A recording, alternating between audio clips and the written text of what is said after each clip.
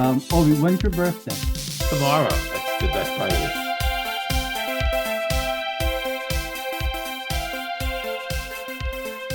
Hey, I'm that bastard Obi, and I'm here with my douche chill co-host Ed. We are drinking from the Gardenhose, your favorite podcast about nothing. Guess wherever you get your podcast, please give us 5-star reviews and leave a review. Thank you very much. That helps us out a ton. Ed, how are you? Obi, I'm great, but my ass is hurting from sitting here waiting for you. You were late tonight, so you're late last time uploading the episode, as usual, which is why you got your name, that bastard. But tonight, you late to showing up to recording. I got a little bit of the details, but why don't you share with our audience what was so important that you kept me waiting? Well, I think we should all start with the fact that this little rinky-dink podcast that we do, I mean, it's fun, and Ed, you're a good guy, but it's really not that important. So, let's put you in your place a little bit, man. Whoa. Yeah. I mean, it's important, I know, to all our very dedicated fans. But as we've learned, they're like, oh, it's an hour late, it's 2 days late. They're like, we got 2 weeks to listen to it. So they're patient. But the reason I was putting you off for 14 minutes, give or take, is that my son, who came home to visit my wife this weekend while I was away, was calling me to wish me a happy birthday. And turns out my birthday is actually tomorrow. So first he had to fix his calendar and all that stuff. But so what we learned from that, everyone, is that bastard doesn't fall far from the tree. No, he doesn't. Well, actually, he's a whole 24 hours early, Ed. I mean, he was put off by that bastard all these years. He's like, I got to be early because my dad's that bastard. So your kid calls you to wish you happy birthday a day early. A day early, which, by the way, was the second phone call of the day from him. He called me earlier in the day and asked me questions that I could tell were related to what he's planning on giving me for my birthday. So that's kind of funny. Which one of these things did you like more, Dad? What? Oh, okay, thanks. So I'm like, oh, okay, that's $25. You're gonna get your dad, some beer, whatever. Yay, thanks. It's great. But then he didn't wish me a happy birthday then. And well, he shouldn't have. It wasn't your birthday. It wasn't my birthday, right? But he didn't think he needed to, so then he called me later to wish me a happy birthday. So then we just, we're chatting, and then my other son came downstairs, so Alex was downstairs, and Alex's girlfriend showed up. So we're just, kvetching like a family does. And forgot about me. But here's the question, Obi, that I think everyone wants to know: how long after he called you to wish you happy birthday did you let him know it wasn't your birthday? Did you tell him right away? Did you have the conversation and go, oh, by the way, it's not my birthday? Like, how long into the conversation? He said, happy birthday. I said, that's tomorrow. Like, nice. Yeah, I'm not going to give him any, like, maybe you want to hang up and try again tomorrow. That would have worked, like, peace, see you then. All right. Yeah. So I just want everyone to know that you stood me up tonight for a little bit, and it was because I guess it was your birthday a day early. Yeah. Listen, I'm getting older a day earlier. So, of course, by the time everybody hears it, it'll have been my birthday last week because I'll post this late and all that. Well, you might, yeah. So, Obi, you mentioned something to me after our last episode. Did I? Yeah, you did. You mentioned something after the last episode. You said that this was the 4-year anniversary of this podcast that you just said 5 minutes ago no one gives a shit about. I didn't say, you're right. I did say it wasn't everyone's most important thing. They should care about it. No, this will be based on our episode count, this will be the last episode of season 4 or year 4 of our podcast. So we're nearing an anniversary. We're going to be starting our 5th year is what you're saying. I am saying we are going to be starting our 5th year, and the average podcast you told me doesn't last 6 months. We are uber successful. Or just stupidly stubborn. One or the other. We started off as grumpy old men in training. We are now officially grumpy, officially old, and boy, are we stubborn. Yeah. Yeah. So I got on that note, I got a rant that I have to go on. I have something I have to get off my chest. Oh boy. And some people may find this humorous, and some people may just think I'm an old crotchety man. But youth sports. We've talked about youth sports before on this podcast, and we've talked about the greatness of it, the craziness, the money grab. I went to a volleyball tournament this weekend. Oh yeah, go Before you ahead, go Obi. on, before you go on, literally youth sports is how we reconnected. You talking about youth sports when I was doing my sports show. Man, That's what a true. great episode to go on here. Go for it. Yeah, Rant. so we could have talked about this on your sports show while we were drinking high-end whiskey. Or actually, I wasn't at the time. I chose to be afraid of whiskey at the point. But my how things have changed. But so I go to this volleyball tournament. Now let's just set the scene here. This volleyball team, I was kind of conflicted because this volleyball tournament was at a youth sports palace. It was this huge old warehouse. It housed 16 volleyball courts, 16 basketball courts, obviously playing volleyball on it for this weekend. Had an axe throwing bar in the place. It had an arcade, and it had a real bar with beer and hard liquor and lots of TVs to watch sports. And I'll tell you, but that comes in handy later. Um, so volleyball. Let's talk about youth sports volleyball. There's lots of sports that your kid can be involved in. Basketball, like my older child. My younger child did softball. I know other people do lacrosse. I played travel soccer growing up. And tournaments, they have a schedule with them. Like you know your first game is at whatever time it is, and then you know when your next game is, and you know when you're going to go home. This is how every sport, even softball, works. And it's not a time sport, but softball says after an hour and 15 minutes, we got to keep shit moving. The game's over. If it's the second inning, first inning, third inning, seventh inning, doesn't matter. Game over, right? Game over. No more. See Basketball you time, later. right? So everything stays on schedule. Volleyball, they don't even know. I don't even know why they put a schedule out, Obi. It doesn't even matter. They should just say game one, two, three, four, five. And you if you're game five, you play after the other four are done. That's what they should say. They shouldn't say what time because I'm gonna just jump to the chase here. But Alex had a game scheduled for 3, 6, and 8 on Saturday. Okay. The 8 o'clock game. I'm not even going to get into the other game. The 8 o'clock This is game. 8 a.m. or 8 No, p.m. PM. PM. Okay. The 8 p.m. game started at 9:40 p.m. An hour and 40 minutes late.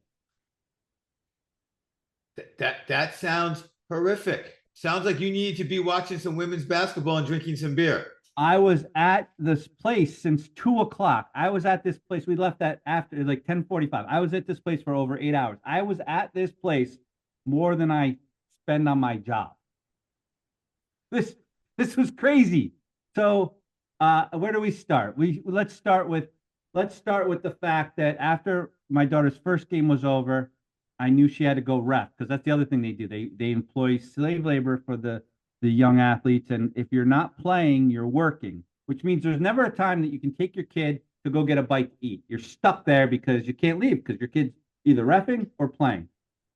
So my kid is Hold on, refing. hold on, hold Yeah. on, hold on. At the very least, the good news is you're watching your kid do something.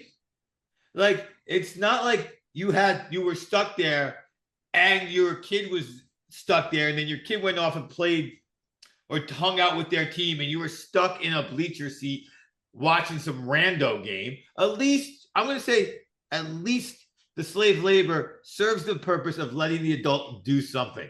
No, no, no, no, no. No, no. You're saying, whoa, my kid did a good job refing. Like you're telling me I'm gonna watch my kid ref? Like, come on, Well, then why bro. did you stay? There was a bar right there, Ed. I'm getting to that. You first Okay. of all, you're jumping up. You're like I think in broadcasting this is called you're talking on me or something like that. Oh, I'll You're talk on you. yeah. Yeah. So first of all, watching your kid ref is like watching paint dry. I swear to God, there's nothing good about it. Watching your kid ref is like going to a dance recital and watching another kid dance. It's like it's not good. So anyway, I digress. There's a bar at the place, Obi. So I decided, well, while she's working, I'm gonna go get myself a beer. I go up there. Obviously, clearly, I wasn't the only person that had this in mind. Bar is very crowded. However, I found a seat at the bar. I sit down at the bar and I proceeded to wait 10 minutes while apparently what I failed to mention is I kind of dressed up for this event. I wore a nice untucked shirt, nice pair of pants. I didn't go wearing a hoodie on the first day. Apparently, this untucked shirt I wore gave me the power, or yeah, the power, the superpower of invisibility. Or just hear me out. Yeah, you can see the look on your face. Everyone knows what's coming. They said, "Look at this douche chill dude, not giving him a beer." First of all, you got to understand, my kid plays with a bunch of Fairfield County kids. They all dress douche chill. And apparently there were some other rich teams there too, because I wasn't the only douche chill guy in this bar, but I was the only one with the power of invisibility. Okay. So no one saw me. They were taking people's orders all around me except mine. And I'm not a rude guy, especially not at this point in the day. I wasn't rude. So I decided, screw it. I'm not spending any money at this place. And I got up in a huff and walked out. Good. So, Good. so screw it. I'm not So spending now any you're money at this place. sober, angry, and waiting. Good, great combination. And it was real easy for me to say that, Obi, because I'd only been there for an hour and a half at that point. As the night went on, my principles changed quickly. And I spent time in that bar, damn it. I spent enough time in that bar that when the Florida Auburn game was over and my daughter's 8 o'clock game still hadn't started, I decided to go talk to the commissioner of the tournament about his inability to run an efficient tournament. Okay. And I asked him if he ever thought about maybe changing things up so things could run smoother. That was my opening line. He didn't like that line too much, and he doubled down by telling me, "Do you know how volleyball is played?" And he got smug with me, and then I got smug back. And long story short, they're not changing the rules of volleyball anytime soon, I guess. And if your 8 o'clock game starts at 9:40, hey, it happens. So, you posted about this on Facebook, and the thing is, I too was at a sports tournament this weekend that did involve youth but adults, and I was at one of my kendo tournaments, which are notorious for not being on time. Like registration starts at 8:15. First match is supposed to be like 8:45. You're lucky if everybody's there by 9. It is notorious for starting late. And this was, in stark contrast to your experience, the most smoothly run tournament of any type I've ever been to. And here we are, like there was legitimately a problem where there was a leaky ceiling. And this crew of folks, shout out to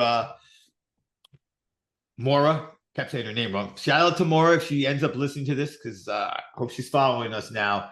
I've said it to her 100 times. It was unbelievable. They fixed everything.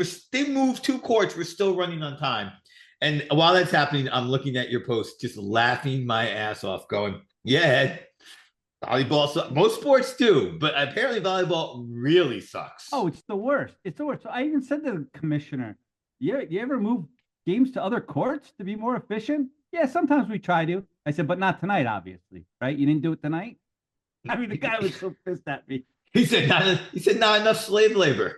I mean, literally, Obi, 16 courts. By the time this all said and done, 1 court was being played on. The only thing I could wish for is that the rental of this place ended at like 8 o'clock or 9 o'clock, and they were paying extra, and it was costing somebody money for me to still be there. I was so pissed, so pissed. I would like to blame you for being so pissed, but youth sports, that's what it's like. Sometimes things run late. Like Obi, I went and you had a bar there. tournament. Your problem, you had a bar there. I mean, like eventually it worked out. Obi, I went to a basketball tournament in Louisville with like 100 courts. Literally, I'm not. This is not hyperbole. Exactly, there was 100 courts, in this exposition center in Louisville, there was like 1,500 teams. The freaking thing ran on time. It ran on time. How?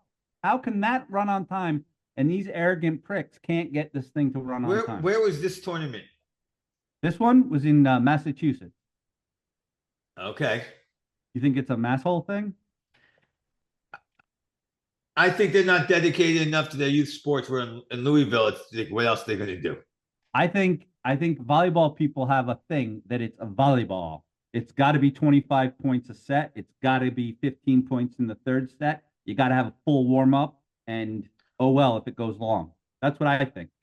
I have a million ways. This isn't the podcast for me to tell these people, but I was a sports management major. Damn it, I know how to do these things. This is what I do.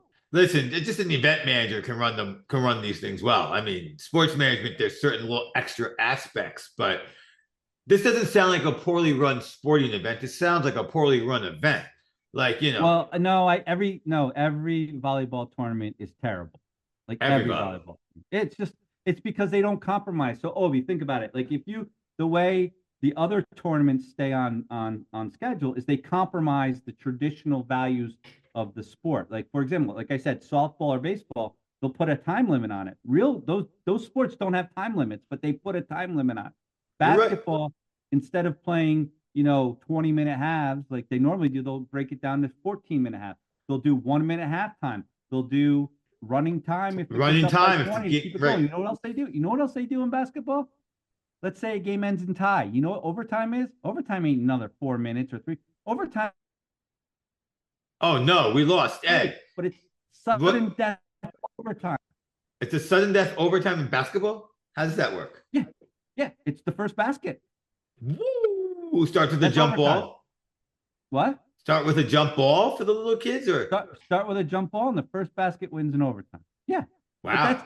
That's how they keep things moving, but that's not how like real basketball is played, right? Right. No. Volleyball people are like, that's not how real volleyball is played. Well, guess what? We're not playing real volleyball. We're at freaking Fitchburg, Massachusetts. It's a Saturday. There's a bar here. This ain't real volleyball, people.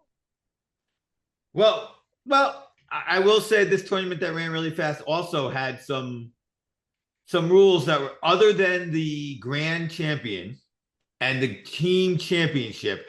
There were certain rules, especially around overtimes, that were just like, nope, not going to do the full overtime rules. Just not necessary.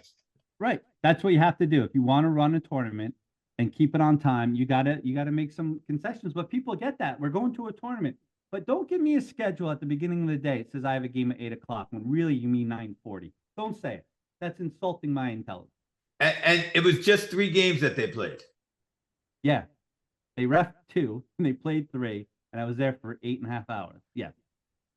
So now I have questions about the outcome of this tournament because I do follow you on Facebook, and there was obviously celebration because Alex's team won. But how do you win if there's only 3 games? Was there a bracket? Like, was it round? We only talked about the first day, Obi. Oh, so it was a 2-day mass hole situation. Yeah, the second day gets even worse. I mean, but they won, so it wasn't worse, if that makes sense. So the first day is pool play for seeding for the second day. So then the second day is basically single elimination bracket style, but you're guaranteed 2 games. So let's say you play your first playoff game and lose it. Here's where the slave labor comes in. First of all, on the second day, you don't want to lose because if you lose, you have to ref, right? So if you lose, now you're done, but you have to ref, and then you get a bonus game. You get because you're guaranteed 2 games. But if you lose your bonus game, you have to stay and ref. So you lost, but you don't get to go home. You get to stay there. Oh my God. Right? So think about this for a second. Obi. Oh my God. So let's go back to Saturday for a second. I'm bitching that the 8:00 game my daughter played in started at 9:40 and I got done at 10:45 p.m. Do you know there was some poor team that was reffing that game? There was a team reffing that game. There were dads. I was mad. If my daughter was reffing that 9:40 game, I probably would be banned from AAU volleyball for the rest of my life. So you get to Sunday, you start with your first game at 12:30. That game didn't start at 12:30, started at 1:30. We were already behind because there's games in the morning, right? So they run late our game. So we're already behind. 12:30 becomes a 1:30 game. Luckily, after they won that game, they had moved to another court. Luckily, that court wasn't behind.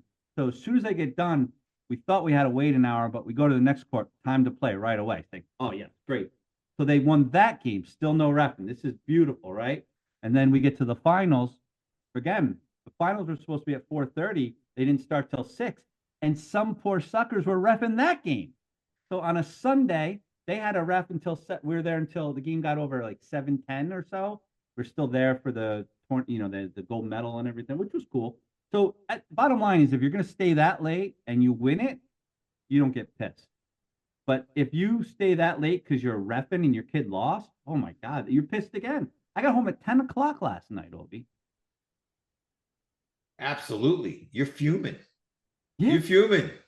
No wonder. I mean, honestly, by the time you came and started ripping into the tournament guys' ass, other people had done plenty. That's why you didn't get thrown out of AAU. I don't know if I think other people just go with it. I don't think other people know any better. I don't, and then the God bless the parents on my daughter's team, but so we all witnessed this game, right? We all witnessed us winning the championship. I got video of Alex getting her gold medal, but the tournament, that maybe it's payback to me for yelling at them, but they messed up the tournament bracket and they had the other team winning. So if you go on the website right now, according to the website, the other team won and my daughter's team came in second. So this morning, there's texts going back and forth in the group chat from the parents going, hey, can we get this fixed? And it's a screenshot of the wrong result, even though we know what happened. And the other parents like, yeah, we got to get that fixed. And the other person, yeah, I sent an email. And then the other person's like, yeah, I just want to have a good screenshot. I'm thinking, can we manifest this energy to make sure that games stay on time from now on? Like, let's not worry about a freaking website with the wrong results on it when we know our kids won. Let's worry about a website with the wrong game times on it. Let's fix that. And obviously that leads to the they don't care, they're used to it philosophy you have, because they're bitching about the wrong thing. Yeah. They focused people. They focused people. They focus people. So now I will tell you 2 highlights, other than my daughter winning the championship, but that's her way. That's her highlight. That she won the champ. I wasn't playing. She won the championship. I'm very happy for her. But the 2 highlights of my weekend have to be at 10:45, having my daughter having not eaten all day because she's reffing or playing or reffing, and I wasn't eating because I was on a hunger strike because I hated the place. Right. So what's the only play? So the Duke game is going into second half. And it's 10:45 at night. Where do you go? You go to Buffalo Wild Wings with your 15-year-old daughter. That's what you do at 10:45 on a Saturday night. And we had wings, beer, and watched the amazing comeback, which was a great game. People will probably be talking about that Final Four game forever. And I had my daughter in a bar after midnight. I mean, that's a proud dad moment right there. Oh, well, especially when you're at an AAU volleyball tournament, and when you go and see Sam was playing the right sport. I mean, the game would have been over. We would have been home. You wouldn't have had to watch this. Exactly. So no, but my daughter enjoyed watching the basketball game there. And then the other proud moment, I guess, was that I came to grips with the bar and I sat up there and I watched the UConn women's game yesterday while I had a beer. Well, Alex was waiting to play another game. So 2 proud moments, I guess. I figured out the system. And I got some quality time with my daughter at the bar. Well, the quality time with your daughter at the bar is truly the highlight, I'm sure. So, I mean, like I said, we were at a tournament. The only person at our tournament who on our team who won anything was one of my buddies' young daughter. She's 12. But we were on our way home, and that tournament ended at the time it was supposed to end. Our hosts graciously offered everyone at the tournament the opportunity to come back to their house and eat and drink. But we wanted to get back to Jersey. It was a 6-hour drive. But we did stop for burgers, and we had picked up some beer. So the adults were all having their beers. And we got the picture of all the adults and the 12-year-old. She wasn't drinking, but she had the beer proudly in hand with her medal. It was a proud father moment for my buddy, and we were all proud of our team. And then she drove everyone home, right? Her brother wanted to drive everyone home, but we went with the drunk adult driver instead. We thought it was better. Always a better choice, right? Yes, yes. Yeah. So Obi, that's my weekend. That's my rant. And oh, but I guess to top this off is the look on my daughter's face when I told her, yeah, I went and had words with those people. She goes, you talked to the commissioner? I'm like, you're damn right I did. Well, he needed a talking to. I didn't even give him the whole talking to. I didn't even I just asked him questions to make him realize he's an idiot. That's all I did. I just asked questions. Just a few simple questions, such as, have you thought about changing the way you run your tournament? Yes. And is it hard to get your head out of your ass when it's stuck that far up there? Oh, did you really go with that one? No, no, no, no, no. But that's a question. That's a question. It's a question, but it's not So I was really. listen, all I was saying was that you don't know how to run an efficient tournament and there's a better way to do it. Have you ever thought about Uh, especially when there's 16 courts. That's a lot of courts.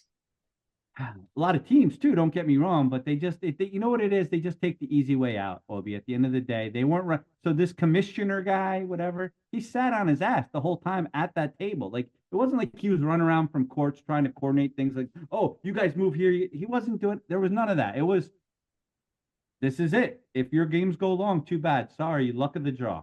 Oh no. See, the woman I was talking about in our tournament, she was probably the sweatiest person there. Like in terms of the amount of work she was doing. She did not sit still. Did not sit still. It was like unbelievable. That's what you got to do. That's what you got to do. So do you? So here you. I didn't even get into this. The money of it. I think each team pays. I don't know, $600 to be in the tournament. Whatever, it doesn't matter. It's all part of my fees I pay to the club. But here's the kicker, and this is the insulting part. You get the email before the tournament and it goes, parents, here's the link to click tickets for this weekend. And you go there and you're like, oh, $18 for a 1 day pass or $32 for a weekend pass. So I had to pay $32 for the pleasure of watching my daughter ref half the time. Was she a good ref? I she tells me she catches the other girls out of rotation all the time. So she takes pride in that. So I guess she's good, right? But I mean, I don't know what she's doing over there. No one tells me. But $32 to watch my kid, $18 on Saturday, $18 on Sunday to watch my kid play volleyball. I like how I paid that I already paid for her to be on the like I already paid. I pay every like it's a racket. U Sports is a racket. I like that there's a discount for the 2 day package. Yeah, you like how it goes from 18 to 32. Yeah, you Yeah. did the math there, right? They did a brother a solid there, didn't they? Yeah, yeah. Ooh. Oh, and you know what had me really fired up when I got there? And I know our listeners are really happy to hear me complain about all this stuff. Is I get there and it's raining and there's cars everywhere in this parking lot. It's jam packed and there's signs. There's signs. It's the first time ever. Signs that says parking $10 a day, $15 for the weekend, another discount. I'm like, they are going to charge me to park here?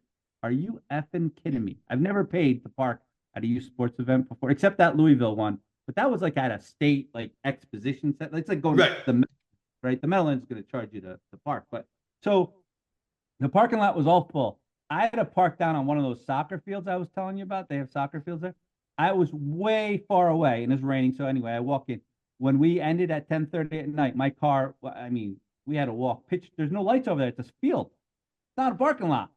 All by ourselves. Like, I'm like, you gotta be kidding me.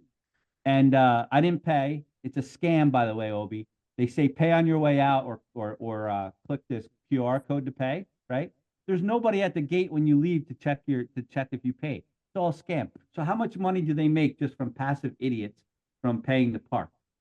Right, because most people pay for 2 days anyway before they realize I don't need to do that shit. Yeah, I almost did it. The only way I got out of paying for it is when I first got in, I ran into another parent, one of Alex's friends, who was playing in the earlier wave and has done this volleyball thing, and I was bitching right away. I was already in a bad mood because of the parking and the traffic. And I said, and I gotta pay. She goes, what do you mean you gotta pay? I never paid here. I go, you sure about that? There's signs. She goes, oh, I guess there are signs. No, I never paid. Yeah, I think you'll be all right. I'm like, oh, thank God. So I didn't pay. So I didn't feel like an idiot. But if I paid for the 15 days and I drove out at 10:30 at night and nobody was there to take my money or anything, I would have been so mad. like more mad than I am right now. Our listeners are disappointed that you didn't pay because honestly, I think we're gonna end up with 2 or 3 more listeners because the guys who went to the tournament with me, they seem to be like, okay, we're gonna listen. But the one guy does, and he's like, your podcast, sometimes Ed is on fire. And today, Ed, you're on fire. I mean, you're hitting all the youth sport points right on the head. Like $15 to park, driving to East Jabib, poorly run, poorly timed. You're as late as can be. Your daughter's ref. That's my favorite part of this whole one. Like, and make them ref because that's probably half the problem. Because who are the refs? Kids who have no idea what they're even doing. Yeah. So there's probably some supervisors that keep fixing the ref. No, that was the wrong call. Yeah, it's how you ref. Let me remind you how to ref. Before this match starts, let me reteach these new kids how to ref and remind them how to ref and ref. Yes. Yeah, there's a lot of that. There's a lot of that. You should, one game, anyway, I don't even want to go there because people don't want to know the intricacies of volleyball, but it was torture. It was absolutely torture. And Obi, let's not forget, $10 a beer, $15 for a cheeseburger and fries, $9 for mozzarella sticks. So it's not like, it was like going to Disney World. The prices they are charging in there. Yeah, I went in Pittsburgh. We went to this famous Permanente Brothers location in Pittsburgh. I wasn't that much for the food there. And out there without any problem. Of course not, because you could have gone someplace else. That was a captive audience. Now, I will tell everybody, here was the coolest thing, though, I saw all weekend. The coolest thing. Obi, they had a cotton candy machine.